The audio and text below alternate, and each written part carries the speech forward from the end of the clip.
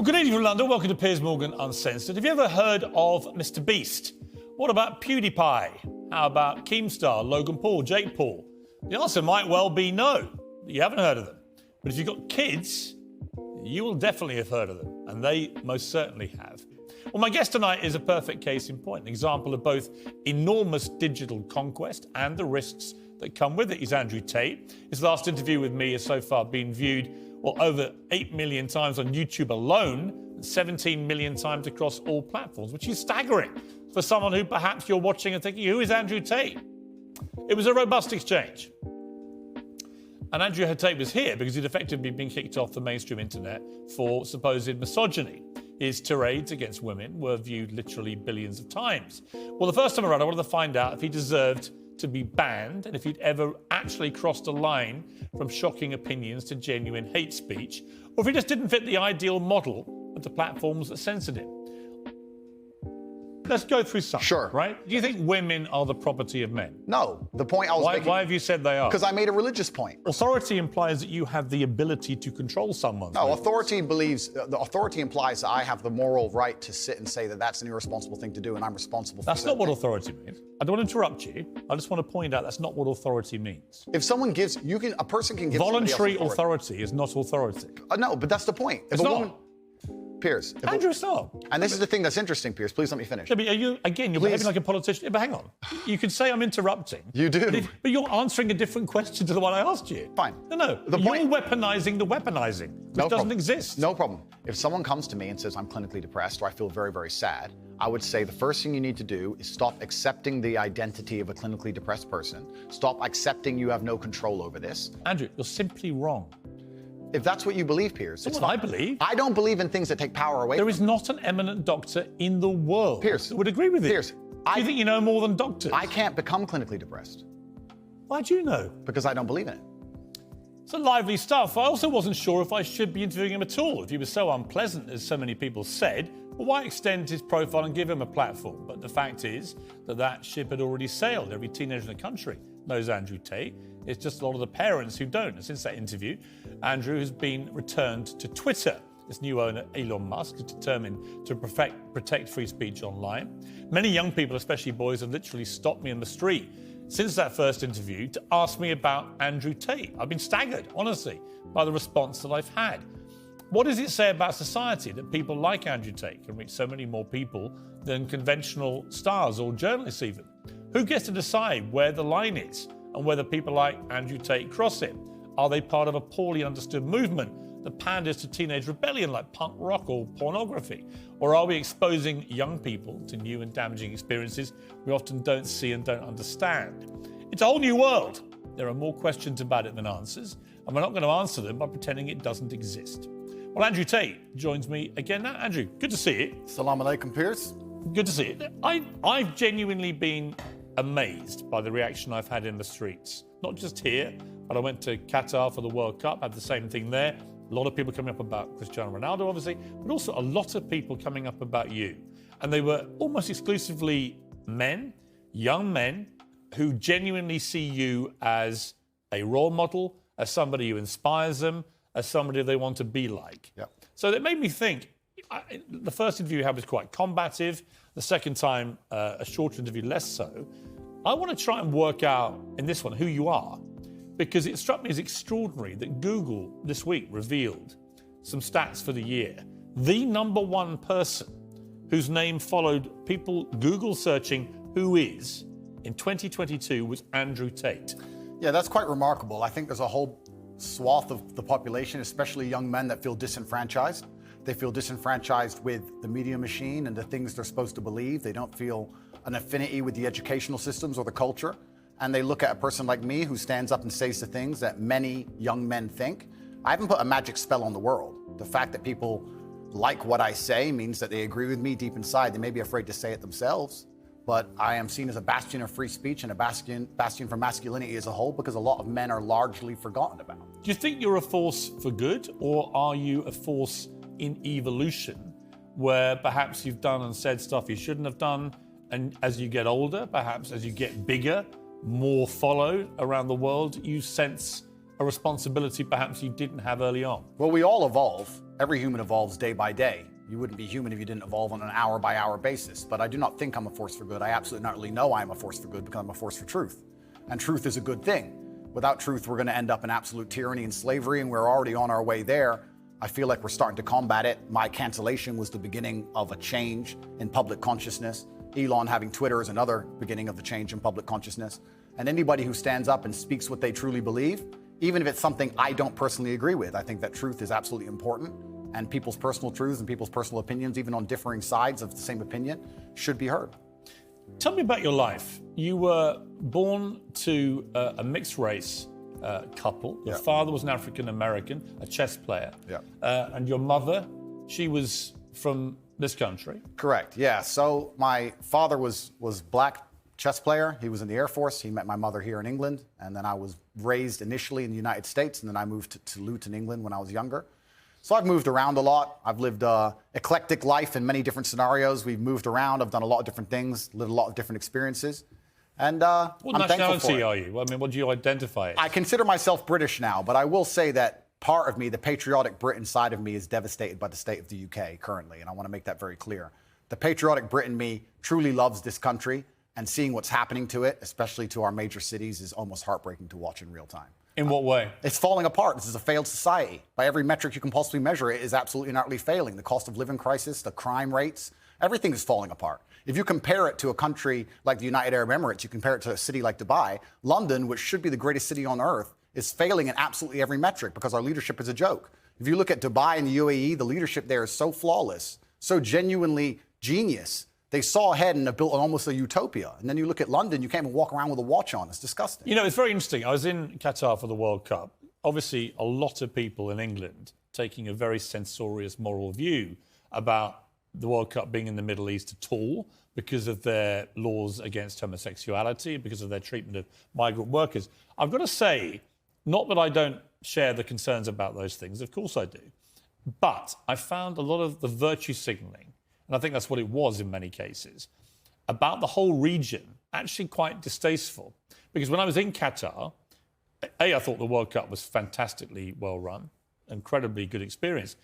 But a lot of Qataris were saying to me, you know, there's this weird, quaint feeling back in your country that we all want to aspire to behave like that we all want to live in a country with massive drug problems, with massive knife crime issues, with scenes like the European Championships final where it's complete lawlessness going on, where stuff like the NHS, the system of healthcare, is basically collapsing, where the education system is dropping behind, so on and so on and so on. And it's a really interesting perspective. They were like, I know you all think that we want to have your form of democracy and your form of life, but actually, we're fine, thanks. Absolutely, because it's a failed society and it's godless. I think it's disgusting. We leave our old people to rot in old people's homes, and then we sit there and say we don't have enough money for nurses. I understand this nurse strike very well and how frustrating it can be if you walk into a hospital and the nurse is not prepared to work.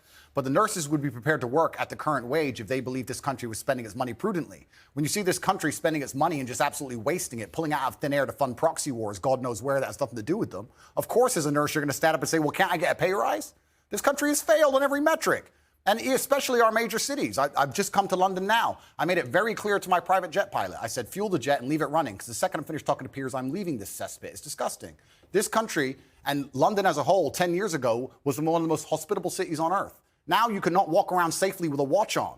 And you're a full-grown man. You're a full-grown adult. When's the last time there's been a serious problem in your life that you completely ignored and it fixed itself? Never, ever. What are any of our politicians doing to fix any of the problems we're genuinely facing? Well, I saw today that Sadiq Khan is planning to run again for the third term of office as mayor. All I can say is everyone I know who's had any experience of crime at any level in London in the last few years has had a bad experience of it, of the way it's been handled. You know, I mean, I can give an example. I can reveal this now.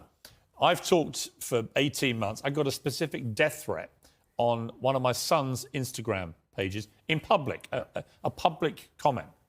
And it was very specific about what this person was going to do. Yeah. I couldn't use the police to evade him. We know where you live. We're going to come and kill you. And then a second one threatening my son and his mother, my ex-wife. I called in the police. I thought, I'm not having them putting death threats on my son's. Sure. I called the police. Police investigated this. They arrested somebody over a year ago. And then I heard from the police this week that despite 18 months of investigation, of a publicly posted comment on Instagram threatening to kill me on my son's Instagram, that they will not be able to pursue the case. Now, and I thought, imagine, I'm high profile. This was a front page of the Sun newspaper, this if story. that same man called a transgender person the wrong pronouns, he would be in trouble. Right. So doesn't it just show how absolutely asinine and banal our legal system has become? That would never happen in a country like United Arab Emirates, the place I'm now residing in, Dubai, where the leadership has common sense. And I'm saying that all the leadership structures, doesn't matter if it's Labour or Conservative, across all of it in this nation have completely and utterly failed. Sadiq Khan is a loser because when you have a city which is losing, which London is losing in all metrics across its competitive cities around the world, and you're in charge of it, by extension, you're a loser. I will tell you right now, instead of virtue signaling and giving Qatar a hard time over their religious beliefs, what we should be doing is a treaty with Qatar to build a prison deep in the desert. Make me mayor of London. We'll make a prison deep in the desert, and if you're caught with a knife or robbing someone, you can go do 25 years with one meal a day in the scorching sun. And then what we'll do is we'll put cameras there and we'll interview you once a week and broadcast that out to the nation and see if you change your mind and make people understand that this is a country that should be respected and our laws should be respected. Instead, what happens? What has Sadiq or any of the people in charge of this country actually done to fix any of our issues besides sit around and talk? Nothing. None of them have done anything, but they seem ultra concerned with finding money for proxy wars, ultra concerned with rainbow flags in another country that is uninterested in them, and their priorities are completely messed up. Of course the ambulance people are. Of course the ambulance drivers are striking. Of course the nurses are striking. Nobody cares about the most important things in this nation. It's a failing country in real time, and that's why I've left.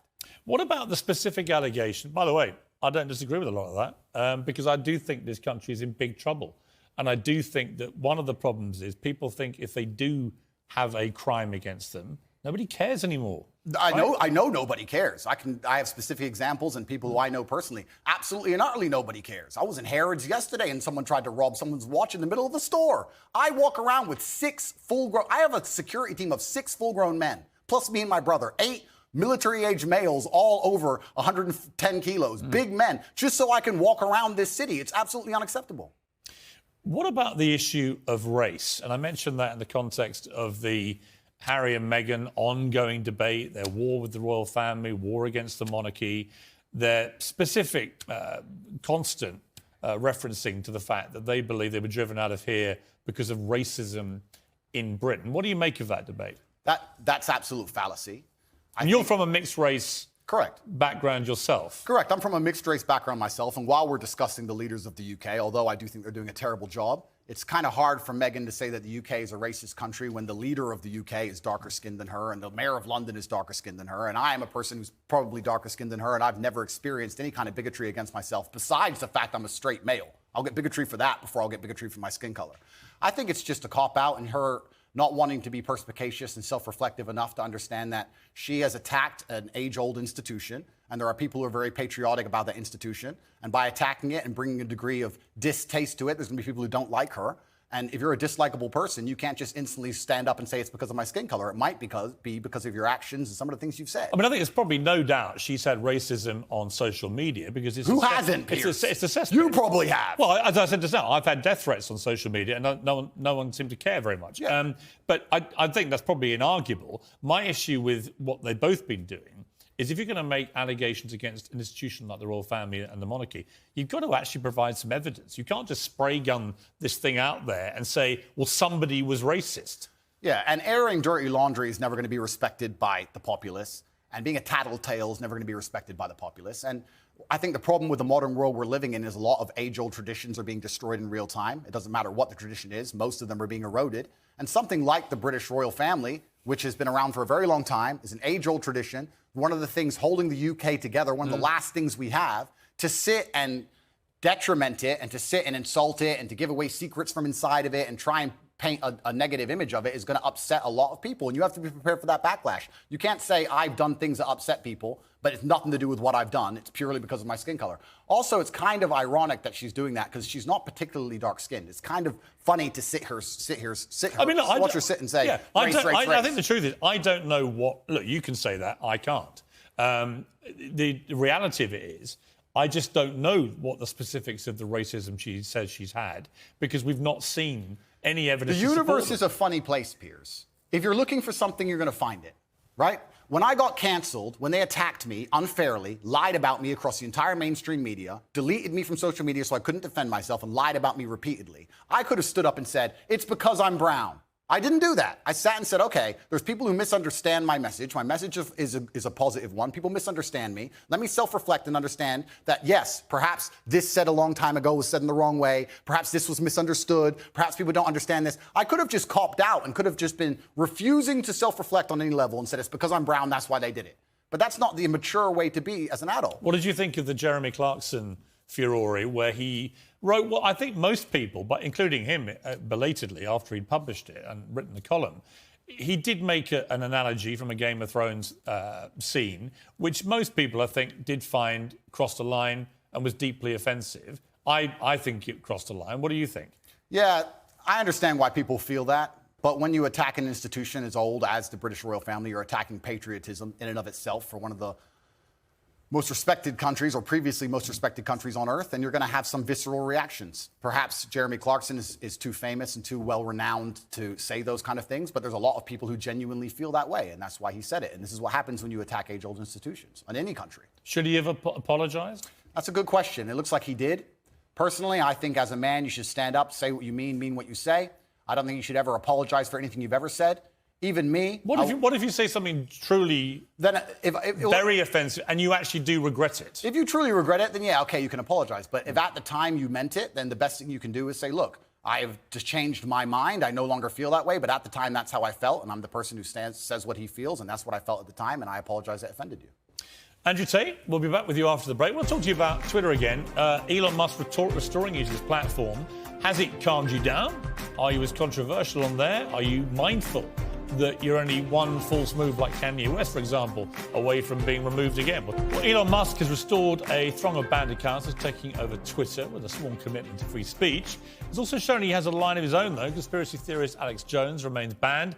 Kanye West was reinstated, then banned again for posting a swastika inside a Star of David. Andrew Tate is back too, for now, anyway. He was first removed in 2017 for saying women should bear some responsibility as victims of rape, and he hasn't exactly been shy since his reprieve. Let's take a look. Genghis Khan had endless women and 200 children as a reward for conquest, he tweeted. I'm the most searched man on the planet. I've conquered Earth. I'm the highest status male on the planet. Females do not expect loyalty from me. They only expect that of lesser men. Then there was this. Imagine having less than 10 children because you're a who doesn't have 4 wives. Genetic failures. Finally, if a girl follows me and she's hot and I see a single picture of her in a private jet, it's block. Women can't afford jets. Women are all brokies. Why are you flying around on some man's jet? You should have been a virgin when I met you. Haram. All right, Andrew Tate. Now, you're getting very near the knuckle with some of those tweets. Am I? You tell me.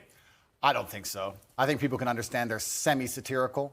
I think people can understand. Do you mean them as jokes or do you mean them? It's not that I don't mean them as jokes. I mean, they're a overall public commentary and observation. I do mean what I say. If I were to see a girl on a private plane on Instagram, for example, I would assume that a man put her on that private plane. I would not assume she bought it herself. What if it was... Perhaps that makes me misogynistic. What if it was Ariana Grande or Beyonce? Well, that's slightly different, isn't it? Why? Because they're famous and very They're rich. women? Yeah, of course, and they're famous and very rich. But so there are lots of women you wouldn't think that if you actually saw them on a private plane. Well, if I saw a 19-year-old girl from Moldova where the average wage is $200 a month and she was on a private jet, I would assume that with the balance of probabilities, considering I'm an adult, it's very likely because of her beauty, a man has put her on that private plane. Yes, if that makes me misogynistic instead of just perspicacious enough to understand how the world works, so be it. I'm a realist.